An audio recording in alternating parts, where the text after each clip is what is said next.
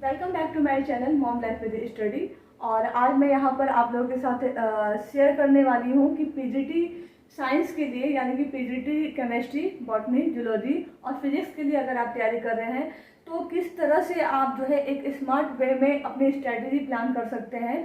और यहाँ पे मैं साथ साथ ये भी डिस्कस करूँगी कि कैसे मैंने अपने टाइम में पीजीटी के लिए फोकस किया था, कौन सी बुक्स मैंने जो है वो पढ़ी थी और फिर क्या मेरी प्लानिंग थी और उसके बाद कहाँ से मैंने क्वेश्चन प्रैक्टिस किए थे, क्योंकि क्वेश्चन प्रैक्टिस करना पीजीटी के लिए बहुत बहुत ज़रूरी है। और किसी भी एग्ज़ाम के लिए आप पीआईटी या टीईटी दे रहे हैं तो अगर आपको उससे ऑथेंटिक जो क्वेश्चंस अगर आपको प्रैक्टिस करने के लिए मिल जा रहे हैं तो फिर जो छोटी छोटी गलतियां होती हैं वो हम गलतियों से अवॉइड कर सकते हैं। तो यहाँ पे मैं डिस्कस कर रही हूँ आप लोगों के साथ। तो सबसे पहले जो है ना, अगर आप फ्रेशर हैं, अगर आपने टीआरई 2-3 दिया है और अभी टीआरई 3 का रिजल्ट नहीं हुआ है, अगर नहीं होगा तो मतलब कि अगर आप कंटिन्यू उसमें है, स्टडी में है, तो आपकी जो है वो एक तैयारी जो है वो क्या हो चुकी है।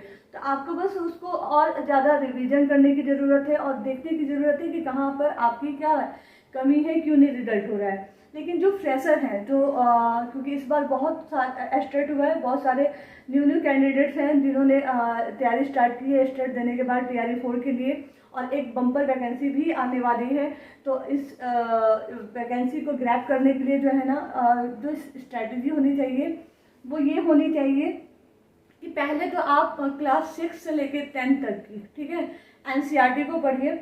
अगर आप बॉटनी के लिए अप्लाई कर रहे हैं, जूलॉजी के लिए कर रहे हैं, या फिर आप केमिस्ट्री या फिजिक्स के लिए कर रहे हैं, तो 6 to 10 तक की जो एनसीईआरटी है ना, उसमें वो पोर्शन आप एकदम फिनिश कर दीजिए। मतलब कि वो क्वेश्चंस आपके गलत नहीं होना चाहिए, क्योंकि वो बेस है, वो बेसिक क्वेश्चंस जो हैं वो आपको आने चाहिए, उसमें कोई गलती नहीं होनी चाहिए। क्योंकि बहुत सारे ऐसे 2-4 8-10 क्वेश्चन ऐसे होते हैं जो 6 to 10 लेवल के होते हैं, 10th 9th 10th से ज़्यादा पूछे जाते हैं। और वो क्वेश्चन जब हमारे गलत हो जाते हैं तो हम वहीं पर, जिन स्टूडेंट के 9-10 वो क्वेश्चन जो है 9th-10th वाले सही हो गए और हमारे गलत हो गए बिकॉज हमने वो पढ़ा नहीं, चाहे वो रिवीजन नहीं किया, तो उस वहाँ पे हम उनसे पीछे हो जाते हैं। तो इसलिए एक बहुत जल्दी अपने स्टडी प्लान कीजिए कि 6 to 10 तक की जो है आपको जो फिजिक्स पढ़ना है, अगर फिजिक्स पीजीटी दे रहे हैं, केमिस्ट्री दे रहे हैं या बॉटनी या जूलॉजी दे रहे हैं, तो वो सेक्शन आप कंप्लीट कर लें। और अगर आप पीजीटी के लिए भी अप्लाई कर रहे हैं तो 6 to 10 तक की तो एनसीईआरटी बिल्कुल ही पढ़ लेनी चाहिए। फिर एनसीईआरटी के साथ साथ अगर आप कोई 6 to 10 के लिए साइड बुक अगर आप चाह रहे हैं कोई पढ़ने के लिए, तो उसके लिए है एस चांद की बुक, ठीक है। मेरे पास है ये एस चांद की बुक आती है, हर केमिस्ट्री के लिए अलग, फिजिक्स के लिए अलग और आपको साइंस के लिए अलग, ठीक है।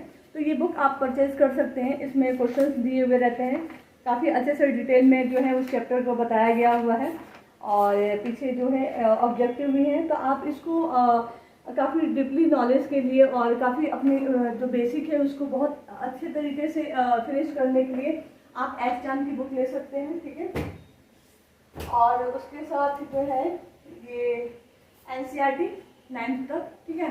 तो पहला स्टेप आप ये करेंगे कि 6 to 10 तक की एनसीईआरटी को पढ़ लेना है, ठीक है, पूरा चैप्टर, पूरे लाइन बाय लाइन को। और क्योंकि सिर्फ और एनसीईआरटी की बुक तो आप खरीद ही लीजिएगा। अगर आप सोच रहे हैं कि टीचिंग लाइन में हम आ रहे हैं और हमारे पास एनसीईआरटी की बुक ना हो तो क्योंकि आपको हमेशा ज़रूरत पड़ेगी, आपको पढ़ाना भी है, मेरे पास सारी बुक्स हैं, क्योंकि मुझे पढ़ाना रहता है तो एक बार पढ़ाने से पहले जो है वो रिवीजन करके जाना पड़ता है। तो इसलिए 6 to 10 की जो है एनसीईआरटी आप ले लीजिए, ठीक है। उसके बाद आप इसके साथ और साइड बुक्स कुछ चाहते हैं तो आप एस चांद की बुक ले सकते हैं। पर्टिकुलरली फिजिक्स के लिए आती है, केमिस्ट्री के लिए आती है, साइंस के लिए आएगी। तो उसमें क्या होगा ना कि उसमें से जो क्वेश्चंस हैं आपके पीछे ऑब्जेक्टिव जो दिए हुए हैं 1-1 मार्क्स वाले, काफ़ी सारे अच्छे हैं, डिपली दिए हुए हैं, जो क्वेश्चन से बार बार पूछे जाते हैं। तो वो क्वेश्चंस को आप करेंगे तो आपको आपका एक क्वेश्चन जो है का जो है प्रैक्टिस सेट भी होगा, ठीक है, मतलब उसको आप प्रैक्टिस कर सकेंगे। अगर और ज़्यादा आप करना चाहते हैं क्वेश्चन प्रैक्टिस साथ साथ में 6 to 10 में कि हमने एनसीईआरटी पढ़ लिया, अब हम क्वेश्चन प्रैक्टिस कहाँ से करें, तो ये घटना चक्र की बुक आती है, ठीक है, सामान्य विज्ञान करके, ये आप ले सकते हैं। इसमें भी आपको फिजिक्स, केमिस्ट्री और बायोलॉजी तीनों है, या फिर शायद अभी ये मैंने बहुत पहले खरीदी थी, और हो सकता है कि पर्टिकुलरली फिजिक्स की और केमिस्ट्री की अलग आती होगी, तो लेकिन इसमें तीनों है तो आप ये तीनों ले सकते हैं, ठीक है। घटना चक्र की है, सामान्य विज्ञान की। इसमें भी ऑब्जेक्टिव क्वेश्चन दिए हुए हैं, बस इसमें सब्जेक्टिव नहीं है, ऑब्जेक्टिव है, जो प्रीवियस ईयर्स में पूछे गए हैं, IAS में, PCS में, BPSC के एग्जाम्स में जो साइंस से रिलेटेड क्वेश्चन पूछे गए हैं वो आप इससे प्रीवियस ईयर के क्वेश्चन जो है आप यहाँ से कर सकते हैं, ठीक है।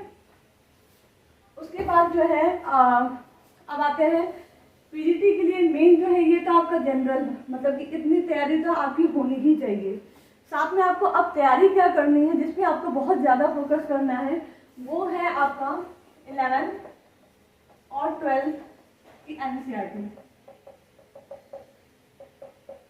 मतलब अगर आप फिजिक्स बैकग्राउंड से हैं तो आप फिजिक्स, केमिस्ट्री और जूलॉजी, क्योंकि यहाँ पे जूलॉजी और बॉटनी के क्वेश्चन पेपर अलग होता है, वैकेंसी अलग आती है, तो 11th में जो जूलॉजी के पोर्शन है वो आप देख लीजिएगा, उसको अलग कर लीजिएगा, बॉटनी के अलग कर लीजिएगा, ठीक है। और 11th और 12th की NCERT आप खरीद लीजिए, उसको चैप्टर बाय चैप्टर पढ़िए, ठीक। उसके बाद जो है आप यहाँ पे मैं एक और बुक आप लोगों को सजेस्ट करूँगी, हमेशा से करती आई हूँ, मैंने खुद वो बुक परचेज की, अभी फ़िलहाल मेरे पास नहीं है। TRE 2 के टाइम, 3 के टाइम किसी ने मुझसे मांगी थी पढ़ने के लिए, तो मैंने दे दिया है, और मैं दोबारा से ऑनलाइन ऑर्डर कर लूँगी वो बुक, क्योंकि मुझे काफ़ी वो बुक मेरे पास रहती है तो मुझे बड़ा अच्छा लगता है। वो है NCERT फिंगर टिप्स, ठीक है। ये अलग अलग आती है, इसमें 11th और 12th का जो है वो NCERT फिंगर टिप्स कंबाइंड आती है। 11th एंड 12th के चैप्टर दोनों, जो 11th और 12th में हमें चैप्टर पढ़ना है वो कंबाइंड रहता है इस बुक में। इसके लिए 11th के लिए अलग और 12th के लिए अलग नहीं लेनी होती है। हाँ, लेकिन इसमें ये है कि आपको जो है केमिस्ट्री के लिए NCERT फिंगर टिप्स अलग लेनी पड़ेगी, फिजिक्स की अलग लेनी पड़ेगी, और जो बॉटनी और जूलॉजी वो कंबाइंड रहती है, क्योंकि NCERT बेस है, तो NCERT में बॉटनी और जूलॉजी दोनों सेम है, मतलब एक ही बुक में है, तो इसलिए ये जो बुक लेंगे इसमें जूलॉजी और बॉटनी के चैप्टर वाइज दिए हुए हैं, ठीक है। इसमें ऐसा है कि ये जो पूरी बुक जो डिज़ाइन की गई है, ये प्रीवियस ईयर जो NEET के एग्ज़ाम में क्वेश्चन पूछे गए हैं उसके बेस पे की गई है। और फिजिक्स और केमिस्ट्री में जो है जिसमें फिजिक्स में जो है IIT के जो है वो तैयारी करते होंगे, उसके बेस पे क्वेश्चन जो आते हैं वो पूछे गए हैं, केमिस्ट्री में भी और इसमें भी साइंस में भी, जो जूलॉजी प्लस बॉटनी है। तो ये बुक आप लेंगे, और NCERT पढ़ने के बाद बहुत सारे ऐसी चीज़ें होती हैं जो हमें समझ में नहीं आती हैं डायरेक्ट NCERT में, ठीक है। तो इसमें जो है बड़े अच्छे से दी गई है, आप उस चैप्टर को पढ़ेंगे, काफ़ी समराइज करके वो चैप्टर दिया गया है। इंपॉर्टेंट चैप्टर्स जो है टॉपिक्स हैं वो बहुत अच्छे से क्लियर करके और मतलब हाईलाइट करके दिए हुए हैं कि क्या इंपॉर्टेंट है, कैसे क्वेश्चन पूछे जाते हैं। फिर साथ साथ में हर चैप्टर के साथ साथ जो प्रीवियस ईयर NEET के एग्ज़ाम में क्वेश्चन पूछे गए हैं वो सारे क्वेश्चन दिए गए हैं, बिल्कुल बहुत अच्छे से। CBSE बेस्ड क्वेश्चंस भी हैं, जो CBSE के एग्ज़ाम में 1 मार्क्स के पूछे गए हैं वो भी हैं, और जो NEET के एग्ज़ाम में पूछे गया है वो भी है। और मतलब अगर आप NCERT को पढ़ने के साथ साथ इस बुक को भी साथ में पढ़ेंगे, और साथ में जो है ना आप इसके क्वेश्चन सारे कर लेंगे, और इसके सारे क्वेश्चन आपको समझ में आ जाएगा, तो इसकी गारंटी मेरी है कि आपका जो है TRE 4 का रिजल्ट बिल्कुल भी नहीं रुकेगा PGT के लिए। इतनी अगर आप तैयारी करके जा रहे हैं तो बहुत ज़्यादा है, इतनी तैयारी करने में ही आपको लगेगा कि उसके क्वेश्चंस जो हैं वो सारे आपको आने के लिए उसके पीछे आपको बहुत पढ़ना पड़ेगा, उस बुक को, NCERT को समझने के लिए उसके क्वेश्चंस को। तो जिससे क्या होगा, आपका कॉन्सेप्ट जो है वो डेवलप होगा, स्टैंडर्ड जो है आपका हाई होगा काफ़ी आपके सब्जेक्ट से रिलेटेड। इसलिए ये बुक आप ज़रूर लीजिए, परचेज़ कीजिए। मैं ऑनलाइन अभी ऑर्डर कर दूँगी, जैसे मेरे पास ये बुक दोबारा आ जाएगी तो मैं इसका एक बार आपको दे दूँगी, ठीक है। और अगर आप चाहते हैं इसके साथ साथ तो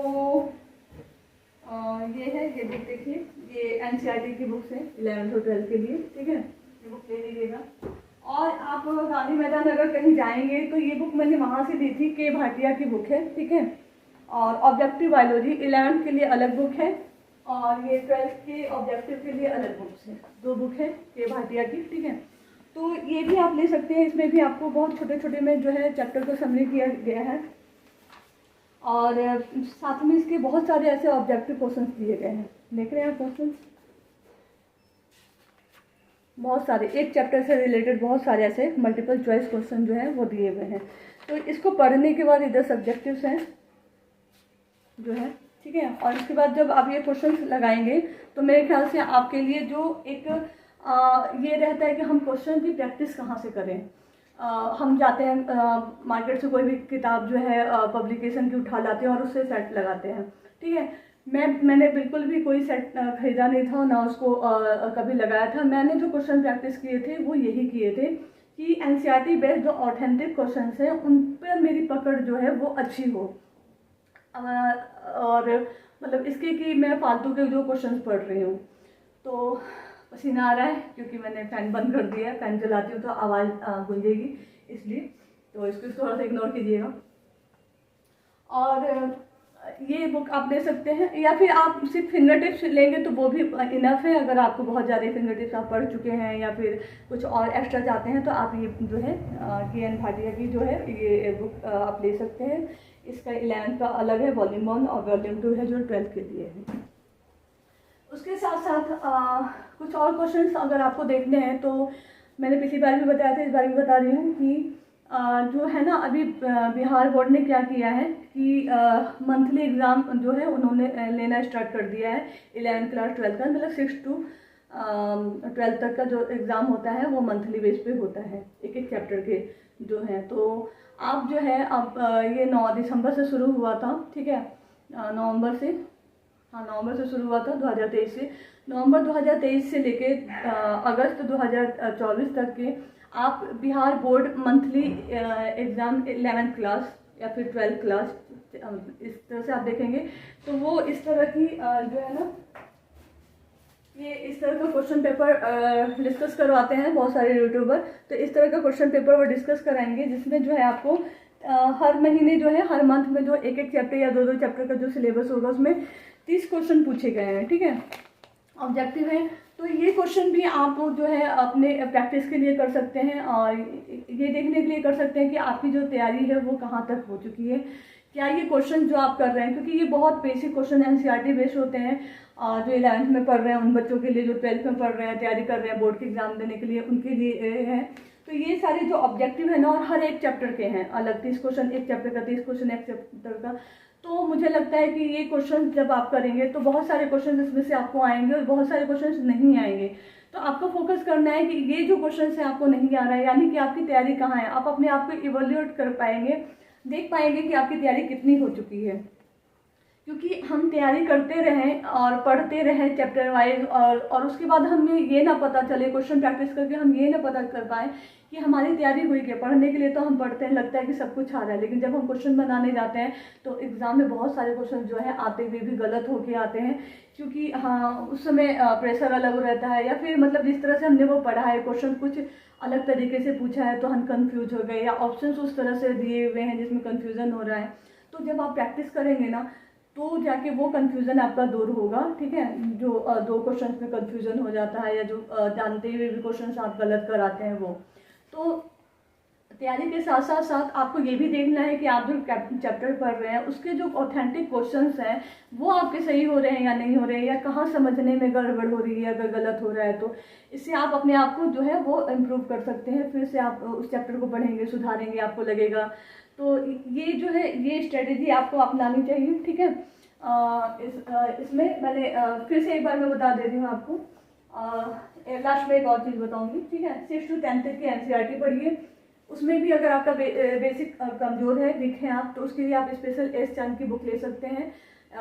स्पेशली आप अगर टीजीटी की भी तैयारी कर रहे हैं तो आप तीनों ले सकते हैं। अगर सिर्फ स्पेशली आप फिजिक्स या केमिस्ट्री या बायोलॉजी के लिए कर रहे हैं तो एस चंद की अलग अलग बुक आती है, फिजिक्स की अलग, केमिस्ट्री की अलग और बायोलॉजी की अलग, तो वो आप बुक ले सकते हैं, ठीक है। उसके बाद 11 to 12 की एनसीईआरटी आपके पास होनी चाहिए। आप चैप्टर वाइज जो है एनसीईआरटी को पढ़िए, साथ साथ में एक बुक और होनी चाहिए आपके पास एनसीईआरटी फिंगर टिप्स की बुक जो होनी चाहिए, ठीक है। ये जो है नीट और आईआईटी के बेस पर होता है, मतलब जो मेडिकल की तैयारी करते हैं बायोलॉजी जूलॉजी के क्वेश्चन उसमें होते हैं नीट में, जो प्रीवियस ईयर में पूछे रहते हैं, फिजिक्स केमिस्ट्री के जो है IIT से रिलेटेड रहते हैं। तो उसमें भी जो है चैप्टर वो करना है, ठीक है। उसके बाद जो उसके जितने क्वेश्चन है वो क्वेश्चन आप करिए, एक बार करिए, फिर दोबारा एक दिन या एक हफ्ते के बाद जो है आप उसको फिर से चेक कर सकते हैं कि वो क्वेश्चन आपके कितने गलत हो रहे हैं, क्यों गलत हो रहे हैं। वहाँ से आप काफ़ी अच्छे से अपने आप को एनालिसिस कर पाएंगे कि आपकी तैयारी कितनी अच्छी हो गई है। उसके साथ साथ और क्वेश्चंस को आपको देखना है तो आप ये जो है बिहार बोर्ड में जो है हर मंथ जो एक मंथली एग्ज़ाम हो रहे हैं, तो आप 11th क्लास का अलग से ले लीजिए, 12th क्लास का जो है जुलाई का, अगस्त का, सितंबर का, इस तरह का यूट्यूब पे आप सर्च करेंगे तो ये जो है क्वेश्चन पेपर आपको मिल जाएगा। उसके साथ साथ आप और क्वेश्चन देखना चाहते हैं तो 12th क्लास में जो है CBSE बोर्ड में प्री बोर्ड होता है और बोर्ड होता है। तो आप पिछले 10 साल के जो बोर्ड और प्री बोर्ड के जो क्वेश्चन पेपर हैं यूट्यूब पे आप सर्च करेंगे, यूट्यूब पे हर चीज़ अवेलेबल है। आप जब सर्च करेंगे तो यूट्यूब पे वो आसानी से मिल जाएगा। तो आप पिछले 10 साल के जो क्वेश्चन पेपर उठाएंगे प्री बोर्ड और बोर्ड के जो, तो उसके ऑब्जेक्टिव जितने क्वेश्चंस होंगे वो क्वेश्चंस आप करके देखिए कि क्या वो क्वेश्चन सही हो रहे हैं या नहीं हो रहे हैं। क्योंकि PGT में रिजल्ट लेने के लिए इस बार TRE 4 का जो लेवल होगा वो काफ़ी हाई होगा, क्योंकि इस बार नए नए स्टेट हुआ है और नए नए कैंडिडेट्स आप लोग के साथ तैयारी में जुड़ेंगे, या फिर हो सकता है आप खुद फ्रेशर हों और जो कट ऑफ है ना वो घटता नहीं है, दिन पर दिन जो कट ऑफ है वो बढ़ता ही रहता है। क्योंकि जो बच्चे हैं वो हर साल जो है एक लेवल स्मार्ट वे में आते हैं तैयारी करके, या फिर उनकी तैयारी जो है होती है पिछले साल से एक लेवल स्मार्ट होती है ज़्यादा। ये आप कंपेयर कर लीजिएगा। मेरा ऐसा मानना है कि जो आज हम जो 10 साल पहले थे जो तैयारी में थे, या फिर 10 साल पहले के जो कैंडिडेट होंगे और आज के कैंडिडेट्स तैयारी करने में बहुत सारा अंतर है, डिफरेंट है। तो ये वीडियो काफ़ी लंबी हो जाएगी, इसलिए मैं यहीं तक रोक रही हूँ, ठीक है। तो ये इतना आप अगर PGT में कर लेते हैं तो बिल्कुल आप श्योर रहिए, मैं एकदम 100% बोल रही हूँ कि आपका जो है PGT में ही रिजल्ट होगा जिसके लिए आप तैयारी कर रहे हैं, फिजिक्स केमिस्ट्री या बॉटनी या जूलॉजी। चाहे कितनी भी सीटें हो, 200 सीट आ जाए टोटल, लेकिन सिलेक्शन आपका होगा अगर इतनी तैयारी आपने साथ साथ की है और साथ साथ में आपने जनरल पेपर की भी तैयारी अच्छे से की है। जनरल पेपर के लिए भी मैंने एक वीडियो अपलोड कर दिया है।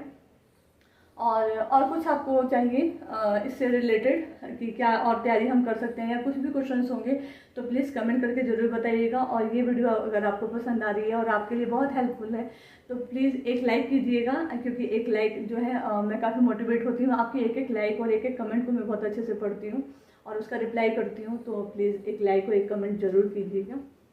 Thank you.